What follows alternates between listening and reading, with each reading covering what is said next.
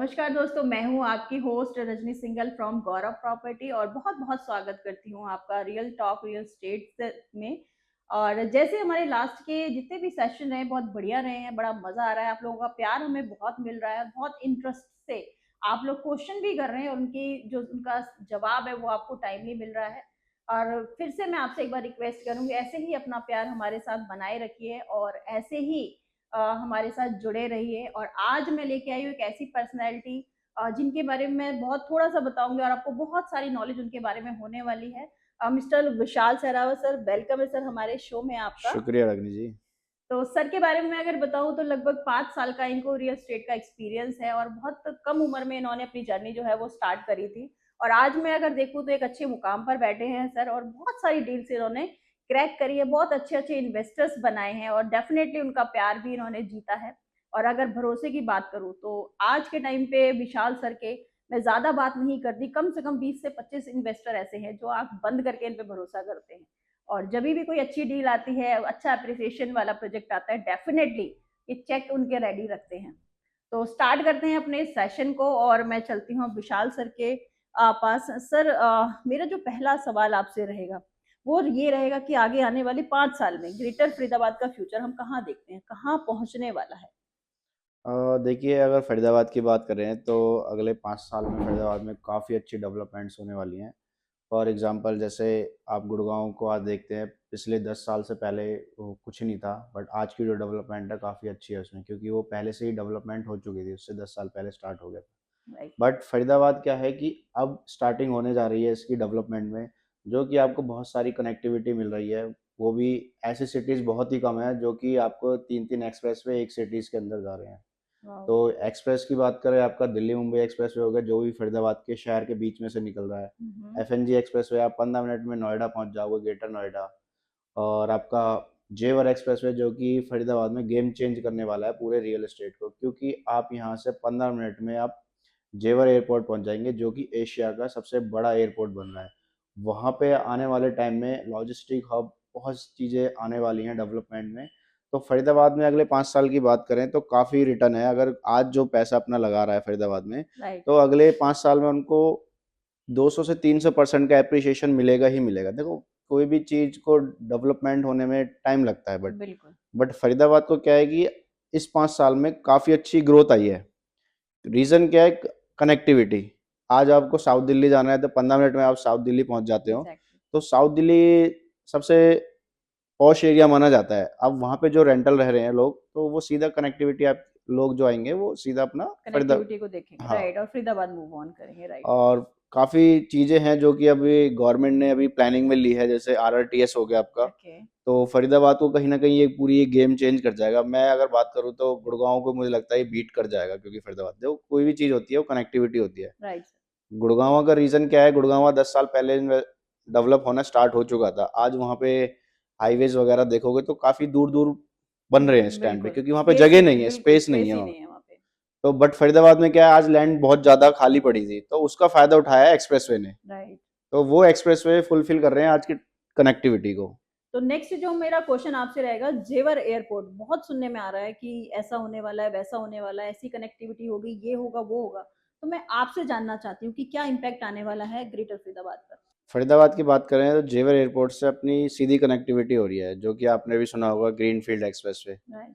तो ये एक मेजर रोल अपना निभाएगा फरीदाबाद में। हुँ, रीज़न हुँ। क्या है कि ये एक्सप्रेसवे है। हुँ, हुँ। एक्सप्रेसवे की स्पीड जो लिमिट होती है 120 होती है। ओके। यहाँ से इसका डिस्टेंस है आपका 30 किलोमीटर का रहेगा। हुँ। मु मुश्किल से आप 20 से 25 मिनट में आप जेवर एयरपोर्ट पहुँच जाओगे। और वो एक एयरपोर्ट नहीं है, वो एक लॉजिस्टिक हब बन रहा है वहाँ पे एयरपोर्ट के आस-पास। ओके।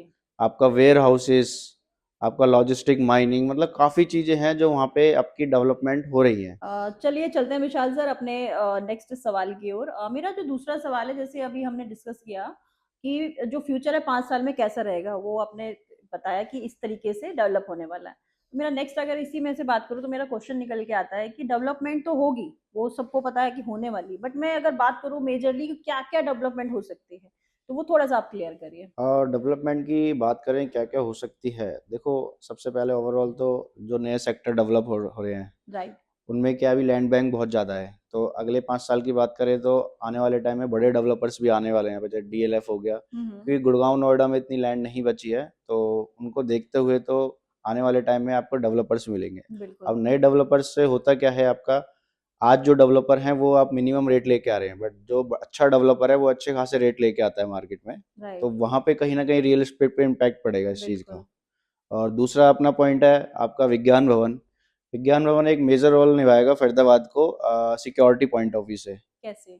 वो डिप्लोमेट्स वगैरह जो भी आएंगे हम्म। आपका जेवर एयरपोर्ट से, जहाँ से भी वो फ्लाइट लेंगे आईजीआई से लेंगे, तो उनकी जो फ्लाइट सीधी होगी अपनी, डिप्लोमेट्स आएंगे अपने, तो उनसे टूरिज्म क्या भी होता है कि बढ़ेगा। एक गैदरिंग वगैरह होती है, तो फॉरेनर्स अफेयर मीटिंग वगैरह हुआ करेगी, तो यहाँ हम्म। पे क्या है सेक्टर की सिक्योरिटी बढ़ेगी, और दूसरा क्या है डेवलपमेंट अच्छी होगी, क्योंकि इंटरनेशनल चीजें आएंगी तो आसपास को इंटरनेशनल बनाना भी पड़ेगा, तो ये राइट। फरीदाबाद पे इम्पैक्ट पड़ेगा। लोग बहुत मूव ऑन कर रहे हैं, मतलब अब मैं हाँ बात करूँ तो यहाँ से फरीदाबाद की ना करके गुड़गांव, दिल्ली, यहाँ से भी लोग एक पिकनिक स्पॉट भी बन गया है, तो बहुत सारे लोग देखने के लिए आते हैं कि वर्ल्ड स्ट्रीट क्या है जी बेसिकली, जी तो ये बिल्कुल, भी एक देखो। बहुत बड़ी और बात है। दूसरा पॉइंट क्या है कि अमृता ही फरीदाबाद में क्यों बना है, अमृता को एक तो अच्छी खासी लैंड मिल गई है 120 एकड़, और ये सेंटर ऑफ पॉइंट बन चुका है। हम्म। उनको ही पता था कि आज से उनको 5 साल पहले उन्होंने एज्यूम कर लिया था कि आने वाले टाइम में फरीदाबाद में ऐसे ऐसी कनेक्टिविटी आ सकती आ है, सकती है। तो उसके अकॉर्डिंग ही इन्होंने यहाँ पे चीज़ें लेके आए। मैं बात करूँ कनेक्टिविटी की, तो जैसे ट्रेन वगैरह भी काफ़ी मैंने सुना है कि वो सब भी बहुत सारे यहाँ पे आने वाली, जैसे एक्सप्रेस वे ऑलरेडी बन चुके हैं, तो उसके बारे में आप क्या कहना चाहेंगे? देखो कनेक्टिविटी ही एक मेट्रो ऐसा है कि इसमें लोकल सर्विस लोकल लोग अपना यूज़ करते हैं सबसे ज़्यादा। बिल्कुल बिल्कुल। तो मेट्रो तो एक मेजर पॉइंट होता है किसी भी सिटीज़ को डेवलप होने के लिए। राइट। तो अपना क्या है कि अभी आज से 5 साल पहले मेट्रो नहीं थी, तो हम्म। फरीदाबाद वालों को काफ़ी परेशानी होती, वही फरीदाबाद में चीज़ है, मेट्रो आ गई है। ऑलरेडी आ तो चुकी है। इसमें क्या है ये आगे तक एक्सटेंड और होनी है पलवल तक। हम्म। तो आज की बात करें नहर पार की तरफ आरआरटीएस भी आ रही है, आपकी स्टेशन बनेंगे, ओके। तो ये इसको एक जॉइंट हो जाएंगे दोनों एक दूसरे से, मतलब इंटरगेटेड जिसको बोलते हैं, उस पे ही आपकी मेट्रो चलेगी, उस पे ही आपकी आरआरटीएस चलेगी, मतलब आपको राइट। अगर मेरठ भी जाना है तो मुश्किल से आप 50 मिनट में फरीदाबाद से मेरठ पहुंच जाओगे। वाह, बहुत अच्छी बात है, ये जी बहुत बिल्कुल। बढ़िया बात है। गुड़गांव आपका हार्डली मुश्किल से 20 से 25 मिनट होगा आरआरटीएस, और ये अगले 2 से 3 साल में होने वाला है। और ये भी रहेगा सर कहीं ना कहीं एक पॉइंट कि जो भी लोग जॉब वगैरह कर रहे हैं, दूर दूर से आ रहे हैं, कहीं ना कहीं उनको भी एक जगह चाहिए जॉब के लिए। भाई देखो, मैं यहाँ जॉब कर रही हूँ तो मैं अपना रहने का ठिकाना भी यहीं कहीं ढूंढूंगी, तो सर कुछ इस तरह के एक्सपेक्ट भी आने वाले हैं अगर मैं फरीदाबाद की बात करूँ तो? जॉब ऑफर भी मिलने वाले हैं यहाँ पर कुछ ऐसा? देखो गवर्नमेंट ने पहले सबसे पहली बात करें आपका पलवल से लेके पिरथला तक 9,000 एकड़ में गवर्नमेंट ने आईएमटी डिक्लेयर कर दिया है, तो वहाँ ओके। पे बड़ी बड़ी आपकी इंडस्ट्रियल जोन आने वाला है। राइट। और इंडस्ट्रियल क्या करता है कि रेंटल इनकम भी बढ़ाता है आसपास लोगों की जो दूर से आ रहे हैं, हम्म। आसपास रेंटल इनकम भी लोगों की बढ़ती है। और इंडस्ट्रियल क्या करती है आपका, इंडस्ट्री क्यों आ रही है, ये इसलिए आ रही है क्योंकि आज के टाइम पे फरीदाबाद की कनेक्टिविटी अच्छी होती जा रही है। देखो आज राइट। के टाइम पे अगर इंडस्ट्रियल आपकी भी कंपनी है, तो आपको अगर कहीं भी अपना माल एक्सपोर्ट करना है तो विया जेवर के थ्रू आप जा सकते हो। आपका डेडिकेटेड आपका फ्रेट कॉरिडोर है, इसके थ्रू भी आप जा सकते हो, जो कि पृथला में ही स्टेशन है। राइट। तो आपका जो मटेरियल है वो आपका, आप भी चाहोगे जल्दी से जल्दी पहुंचे, तो बिल्कुल। वो उनको आज के टाइम पे फरीदाबाद में वो स्कोप दिख रहा है राइट। इंडस्ट्रियल को। तो इंडस्ट्रियल की अगर हम बात करें उसकी तरफ से ही बहुत बड़ा स्कोप है। एंड सेकेंडरी अगर मैं बात करूँ कि कोई जॉब पर्सन है, उसको डेफिनेटली जब कंपनीज आएंगी तो जॉब के ऑफर्स भी काफी बिल्कुल बिल्कुल। आने वाले हैं, तो ये भी एक पॉइंट हो सकता है और ये डेवलपमेंट में कहीं ना कहीं अपना एड ऑन हो सकता हाँ है। अभी गवर्नमेंट ने प्लानिंग कर रही है कि जो एक्सप्रेसवे अपना ग्रीनफील्ड एक्सप्रेसवे, उसके साइड में आपका एमएनसीज का प्लान कर रहे हैं। ओके। अभी आपने देखा होगा न्यूज़ में कि गवर्नमेंट ने रिव्यू करा है 2031 का मास्टर प्लान में। हम्म। आज का जो फरीदाबाद का मास्टर प्लान है उसमें मेट्रोज वगैरह नहीं है, तो नहीं है। जो अभी नया प्लान आएगा उसमें आपको सारी चीज़ें मिलेंगी। और सबसे अच्छी बात यह है कि हमारा जो हरियाणा का बजट पास हुआ है उसमें आपका 1500 करोड़ का फरीदाबाद का एलिवेटेड है, मतलब आपको अगर वर्ल्ड स्ट्रीट से हनुमान मंदिर वाली रोड पे जाना है, गुड़गांव वाली रोड पे, तो एलिवेटेड के थ्रू वो 15 मिनट में वहां पहुंच जाएंगे। आज का जो टाइम लगता है आपको 1 घंटा, और यही फ्यूचर में 2 साल में आपका 15 मिनट का टाइम होता चलिए सर, मूव ऑन करते हैं अपने नेक्स्ट क्वेश्चन की तरफ। जैसे हम लोगों ने अभी डेवलपमेंट की बात करी,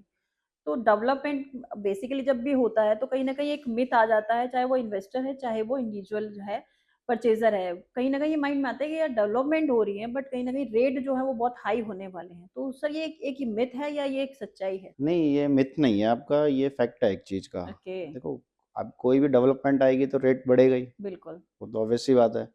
रेट क्यों बढ़ता है, क्योंकि वहाँ पे उसकी डिमांड बढ़ जाती है, ओके। डिमांड बढ़ेगी तो रेट बढ़ेगा। आज जो चीज़ आप बात करें, फरीदाबाद जब बसा था, स्टार्ट हुआ था, तो 6,000 रुपये गज का रेट था।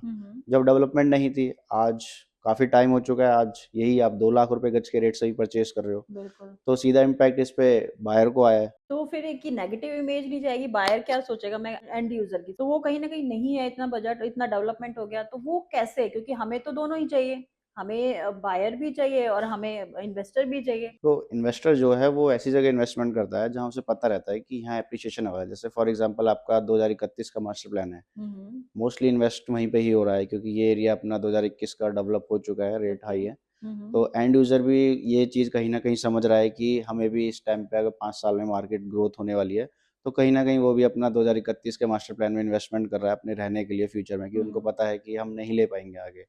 तो आज के टाइम पे जो चीज़ें मिल रही हैं वहाँ सस्ती हैं एज़ पर आपके 2031 के मास्टर प्लान में। तो सर मैं इसमें एक चीज़ ऐड ऑन करना चाहूँगी जहाँ तक मुझे लगता है जैसे अगर मैं बात करूँ एंड यूज़र की, के लिए रेट्स बेशक बढ़ रहे हैं बट उसके लिए इतनी सारी अपॉर्च्युनिटी भी तो कंपनीज़ लेके आ रही है ना यहाँ पर। यहाँ जैसे आपने बताया कि आईएमटी में सारा कमर्शियल हब बनने वाला है।